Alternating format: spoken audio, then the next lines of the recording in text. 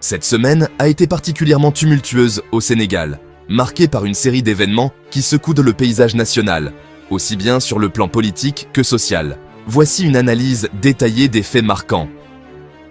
Commençons par l'actualité judiciaire, avec l'affaire Kadimba, le patron de Locafrique. Le juge du pôle judiciaire financier a ordonné son placement sous mandat de dépôt. Kadimba est accusé d'escroquerie sur deniers publics, de faux et usage de faux, d'infractions douanières et de blanchiment de capitaux.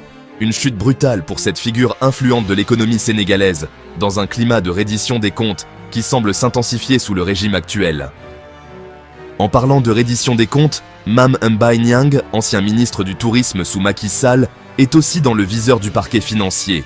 Une enquête a été ouverte pour faire la lumière sur des sociétés qui pourraient lui appartenir. Cette affaire fait partie de la vague de répression engagée par les nouvelles autorités sénégalaises pour lutter contre la corruption et les abus de l'ancien régime. Le pôle judiciaire financier, récemment installé, continue son travail en traquant les biens et sociétés des anciens dignitaires.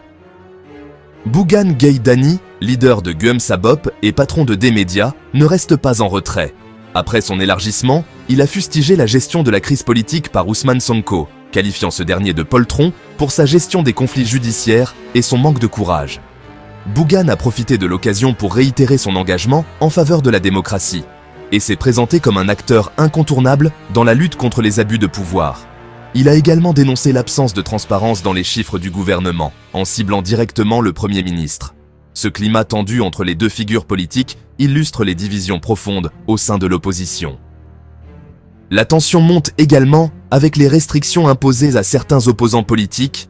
Après Bougane Gueye, c'est au tour de Madiambal Diagne, patron du groupe Avenir Communication, de subir des tracasseries judiciaires marquées par l'interdiction de quitter le territoire.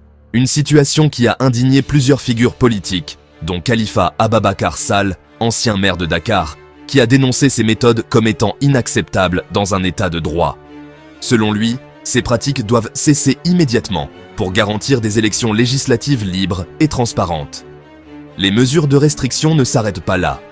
Cheikh Issa Sall, ancien directeur général de la Caisse des dépôts et consignations et maire de Mbour, a été bloqué à la frontière alors qu'il tentait de se rendre en Mauritanie. Ce dernier fait désormais partie de la liste grandissante des personnalités interdites de sortie du territoire. Une mesure qui ne manque pas de faire débat, d'autant plus que Cheikh Issa Sall a tenté de minimiser l'incident en évoquant un simple problème de véhicule.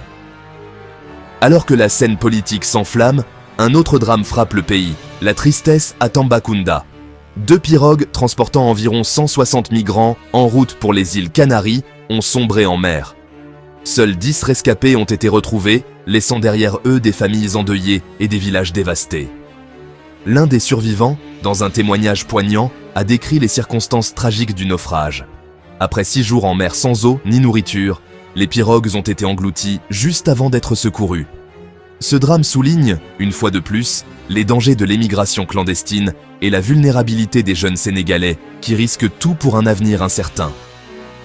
Enfin, un fait divers macabre vient assombrir la capitale sénégalaise. À la Patte d'Oie, un homme a été retrouvé mort dans un bassin près du pont Sénégal 92. Les habitants, sidérés, dénoncent une fois de plus l'insécurité qui règne dans cette zone depuis des années. Le maire, Abdoulaye Ka, partage leurs préoccupations et promet de renforcer la sécurité, alors que le mystère demeure sur les circonstances exactes de ce décès. Cette chronique illustre les multiples défis auxquels fait face le Sénégal, entre scandales financiers, batailles politiques, répression et drames humains. Un pays sous tension, à l'aube d'échéances électorales cruciales.